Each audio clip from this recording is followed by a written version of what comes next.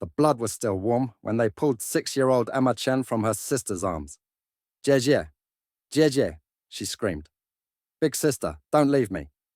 But the police had already decided. 17-year-old Sarah was no longer a guardian, but a killer. And Emma was no longer a sister, but evidence of what happened when children tried to raise children. 20 years later, Sarah would understand that everything that followed, prison, freedom, stalking, murder, and redemption, began in that moment when Margaret Brennan's skull cracked against their coffee table, and two sisters became strangers in the eyes of the law.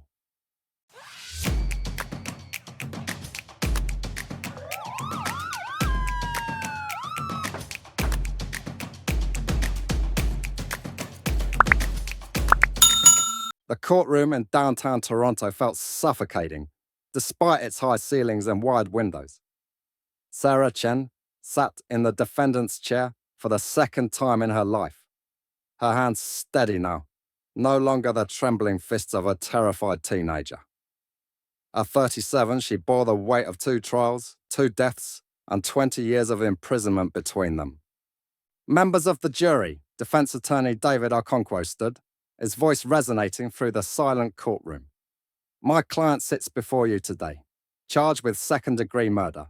But I will prove to you that Sarah Chen is not a murderer. She is a survivor who was forced once again to defend herself in an impossible situation.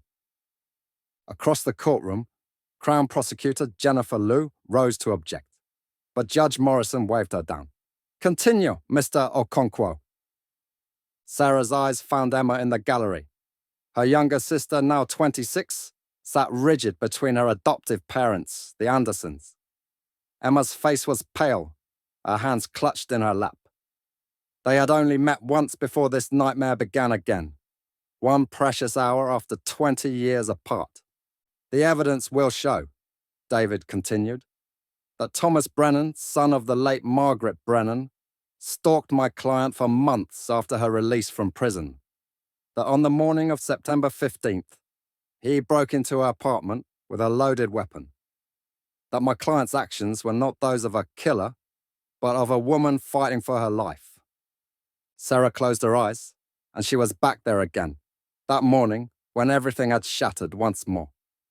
The story truly began in a small apartment in Scarborough, where 17-year-old Sarah Chen stood between Children's Aid Society, worker Margaret Brennan, and her 6-year-old sister Emma.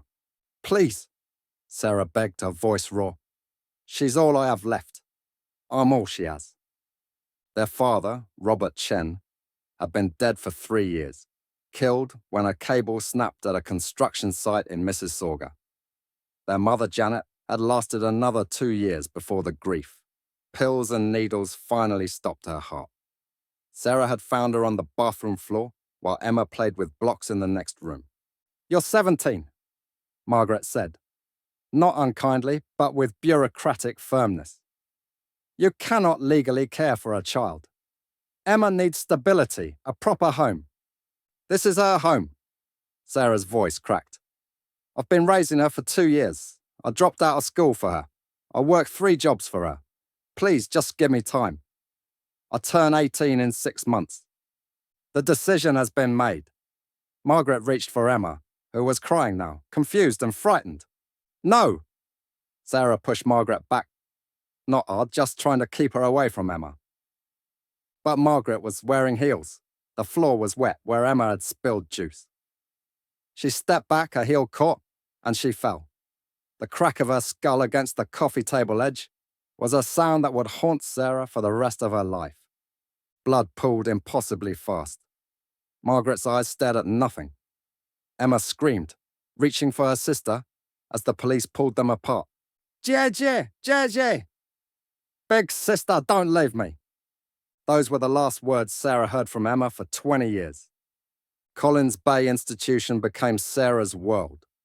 Convicted of manslaughter, tried as an adult despite her age, she was sentenced to 15 to 25 years. The first year nearly broke her. She was young, terrified, and utterly alone. But she survived by becoming invisible, by following every rule, by transforming herself through education. She earned a GED, then a degree in social work through correspondence courses, the irony sharp as glass. She wanted to understand the system that had failed them, wanted to be ready when she got out. She wrote letters to Emma that couldn't be sent. No one would tell her where Emma was. She practiced the conversations they'd never have. She memorized Emma's 6-year-old face, terrified she'd forget it. After 20 years of perfect behavior, the parole board granted her release. Freedom felt like drowning in reverse. After 2 decades of concrete and schedules, the world was too vast, too bright, too full of choices that paralyzed her. James Mackenzie, her parole officer, was a gruff but fair man who helped her find a basement apartment in North York and a job at a community centre. "You're good with these kids," he observed after watching her work with at-risk youth. Sarah wanted to tell him it was because she understood loss, understood being failed by those meant to protect you, but she kept silent. 3 months into her freedom, she noticed him, a man who seemed to be everywhere. The coffee shop, the bus stop, the grocery store, always watching, never approaching. She hired David Okonkwo with every penny she'd saved to help find Emma. It was David who identified her stalker. Margaret Brennan had a son, he said, sliding a photograph across his desk. Thomas. He was 15 when his mother died. Sarah stared at the photo, her blood chilling. It was him. "We should go to the police." "No," Sarah said quickly. "If they think I'm in danger or dangerous, they'll revoke my parole. I'll never find Emma." Thomas Brennan had built his entire adult life around his hatred. He'd been 15, waiting for his mother to come home to help with math homework, when the police came to tell them she was dead. The girl who killed her got 20 years. Thomas sat through every day of the trial, memorizing Sarah Chen's face, feeding the rage that sustained him through his father's breakdown, through foster care, through university. When Sarah was released, Thomas was ready. He'd spent years preparing, tracking her parole hearings. He knew where she'd lived before she did. He watched her rebuild her life and hated her for it. His mother was bones while Sarah Chen walked free. He knew about the meeting with Emma. He had connections in family services. He knew Emma remembered nothing, that the Andersons had never told her the truth about her birth family. He wanted Sarah to suffer that rejection. But as the meeting date approached, watching wasn't enough anymore. The rage that had simmered for 20 years demanded more. The family services office was beige and deliberately neutral. Sarah arrived 30 minutes early for her meeting with Emma, clutching a photo album, the only pieces of their past she'd managed to save. When Emma walked in, Sarah's breath caught. She looked like Janet, but had Robert's warm eyes. She wore a business suit, looked successful, cared for. The Andersons had given her a good life. "I don't remember you," Emma said carefully. "I'm sorry." "You were so young," Sarah managed, though the words felt like swallowing glass. "They told me you hurt someone, that you went to prison because of me. You were all I had left." Sarah opened the photo album with trembling hands, narrating each picture. Emma leaned forward, studying parents she'd never known she'd lost. "You look like her," Emma said softly. "I do too." They talked about small things. Emma was a teacher now, 2nd grade. She was good with children. She was happy. "I have a daughter," Emma said suddenly. "She's 3. Her name is Sarah." Sarah's hand flew to her mouth, a sob escaping. "I needed to meet you," Emma continued. "My parents, the Andersons, didn't want me to come, but I needed to know my sister. They exchanged phone numbers, made plans for coffee in 2 weeks. When the hour ended, Emma hugged her. Brief, awkward, but real. 2 weeks, Emma promised. We'll start slow. Sarah left the building in a daze of hope. 2 weeks later, Sarah woke at 5 a.m., too excited to sleep. Today, she would see Emma again. They would have coffee, like normal sisters. She made tea, reviewed the photos she wanted to show Emma, pictures from prison graduation, a small apartment that she'd made a home, evidence that she'd built something from nothing. The knock at her door at 5:47 a.m. was soft, strange. James sometimes checked on her early, but he always called first. She opened the door to find Thomas Brennan pointing a gun at her face. "Inside," he said quietly. "Now." Sarah backed into her apartment, her hands raised, her mind racing. 20 years, Thomas said, closing the door behind him. "You got 20 years for killing my mother. She got eternity." "Thomas, please." "Shut up." His hand was shaking. The gun wavered. 20 years I've waited. Watched you walk out of prison, get a job, find your sister, live your life while my mother rots. "It was an accident," Sarah said, trying to keep her voice steady. "I was 17. I was scared. I was 15. Thomas's voice cracked. "I was 15 and waiting for her to come home. She was all I had after my dad left. She was everything, and you took her." Sarah saw it then. Not the stalker, not the threat, but the broken boy he'd been. Just like her. Just like Emma. "We both lost our mothers," she said softly. "We're both orphans, because of that night. I'm sorry, Thomas, I'm so sorry." "Your sorry doesn't bring her back." "No. But killing me won't either." "Maybe not. But it'll be justice. Your mother wouldn't want this." Thomas laughed bitterly. "You didn't know my mother." "I studied her," Sarah said desperately. "In prison. I got my social work degree to understand her, understand what she was trying to do. She believed she was protecting Emma. She was doing her job." "Stop talking about her." Thomas pressed the gun to her forehead. "Stop saying her name like you knew her." Sarah closed her eyes, thinking of Emma.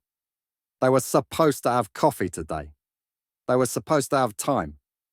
"I'm meeting Emma today," she whispered. "Please, I just found her again. Please don't take me away from her again." "The way you took my mother from me." Sarah opened her eyes, saw his finger tighten on the trigger, and knew she was going to die. Except she couldn't. Not now. Not when Emma was waiting. She grabbed for the gun. The next seconds lasted forever, and passed in an instant. Sarah's hands closed on the gun, pushing it away from her head. Thomas, surprised by a sudden movement, jerked back. They struggled, crashed into the kitchen table, knocked over chairs. Thomas was stronger, but Sarah was desperate. 20 years of prison had taught her to survive. She kneed him in the stomach and he doubled over but didn't let go of the gun. They fell to the floor, rolling, fighting for control. The gun was between them now. Both their hands on it, the barrel pointing wildly in all directions. "Let go!" Thomas screamed. "No!" Sarah gasped. "I won't let you take me from her again." The gun went off. The sound was impossibly loud in the small apartment. Sarah felt the heat of the blast, smelled gunpowder and blood. Thomas's eyes went wide with surprise, then confusion, then nothing at all. He fell back, a spreading red stain on his chest. The gun clattered from his lifeless fingers. Sarah scrambled away, gasping, covered in blood. His blood. She reached for her phone with shaking hands, called 911. "There's been a shooting," she said, her voice hollow. "Someone's dead. Please come quickly." She sat down the phone and waited, knowing how this would look. A convicted killer, a dead man in her apartment, blood on her hands again. When the police arrived, she was sitting against the wall, staring at Thomas's body, wondering if Emma would ever forgive her for missing their coffee date. The arrest was swift. Sarah didn't resist as they cuffed her, didn't speak as they read her rights.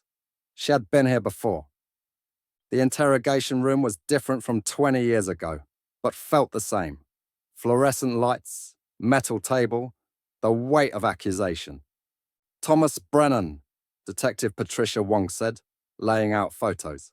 "Son of Margaret Brennan, who died 20 years ago. in your apartment, shot with his own gun. Want to explain that?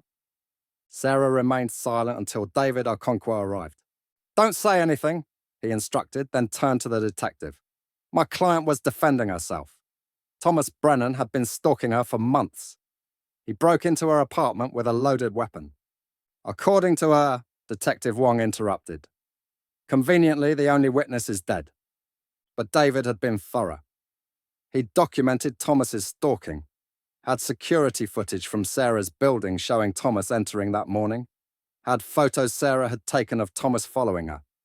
Self-defense, David insisted, clear and simple. The Crown didn't see it that way. They charged her with second-degree murder. David Okonkwo built Sarah's defense meticulously. He found witnesses who had seen Thomas following Sarah. He subpoenaed Thomas's phone records, showing hundreds of photos of Sarah taken without her knowledge. He found Thomas's journal, filled with 20 years of rage and plans for revenge. Emma came to every pretrial hearing, sitting behind Sarah, a silent presence of support.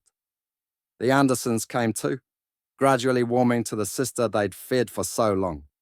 She was protecting herself, Emma told reporters outside the courthouse. My sister has paid enough. 20 years for defending me. Now they want more for defending herself? The trial lasted 3 weeks.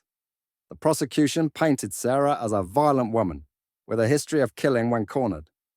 The defense showed a survivor, stalked and terrorized, who fought back when faced with death. Sarah testified on her own behalf, against David's advice.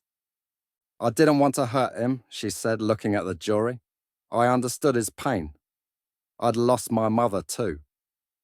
But I had just found my sister again, after 20 years. I couldn't let him take that away. When he pointed that gun at my head, I thought of Emma waiting for me at the coffee shop, and I couldn't let her lose me again. I fought back. I'm not sorry I survived. The jury deliberated for 2 days. Sarah sat perfectly still as they filed back in. Emma's hand found hers, squeezing tight. David stood beside her, steady and certain. On the charge of murder in the second degree, the foreperson said, we find the defendant not guilty. The courtroom erupted. Emma sobbed, pulling Sarah into an embrace. The Andersons surrounded them both, a protective circle of unexpected family. On the lesser charge of manslaughter, the foreperson continued, and the room fell silent again. We find the defendant not guilty by reason of self-defense. Sarah's knees buckled.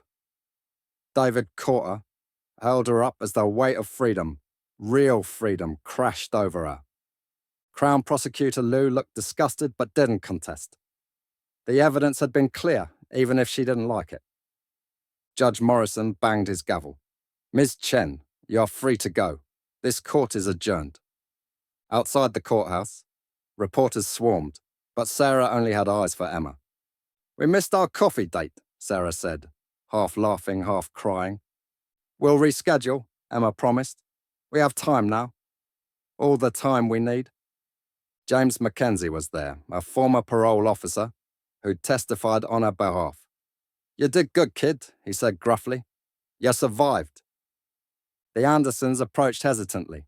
Mrs. Anderson, a small woman with kind eyes, touched Sarah's arm. Emma's told us so much about you. About what you sacrificed. Would you like to come for dinner? Meet your niece? Sarah could only nod, overwhelmed. As they walked away from the courthouse, Emma linked her arm through Sarah's. I remember something, she said quietly. Not much, but something. You're singing to me. A lullaby in Mandarin. Mum's lullaby. You remember? Fragments, pieces, but we'll make new memories now. Sarah thought about Thomas Brennan, another casualty of that night 20 years ago. She thought about Margaret Brennan, just doing her job. She thought about her parents, gone too soon. So much loss, so much pain. But here was Emma, solid and real beside her. Here was a future she'd never thought she'd have. Yes, she said, We'll make new memories. The community center gym was decorated for a birthday party. 8-year-old Sarah, little Sarah as the family called her, ran between the games and activities, her face painted like a butterfly. Sarah Chen watched her niece with wonder that hadn't faded in 5 years of freedom. Emma stood beside her, both of them supervising the chaos with practiced ease. "Aunt Sarah," little Sarah called. "Come play." Sarah let herself be pulled into a game of musical chairs, laughing as she competed with 7-year-olds for seats. She caught Emma's eye, saw her sister smiling, recording on her phone. The Andersons were there, having long since accepted Sarah as part of their extended family. James Mackenzie had come too, as he did for every important occasion. David Okonkwo was at a table with his own family, the lawyer who'd saved her twice now simply a friend. Later, as they cut the cake, little Sarah asked, "Aunt Sarah, why do you and Mummy sometimes look sad when you're happy?" Sarah knelt beside her niece, choosing her words carefully. "Sometimes, sweetheart, happy and sad mixed together. Because we remember people we love who can't be here." "Like your Mummy and Daddy?" "Yes, like them." Little Sarah considered this with the seriousness only an 8-year-old could muster. "But you have us now." "Yes," Sarah said, pulling her into a hug. "I have you now." Emma joined them, and for a moment, the 3 Sarahs, past, present, and future, held each other close. The scars would always be there. 20 years in prison, 2 deaths, a lifetime of trauma couldn't be erased. But forgiveness was possible, for others and for herself. Love, Sarah had learned, was patient enough to wait decades, strong enough to survive violence, and brave enough to begin again. Outside the community center, Toronto hummed with life, millions of stories unfolding. But inside, the Chen sisters had found their way back to each other, different than they'd dreamed, but together nonetheless. It had cost everything, but they had survived. They were home,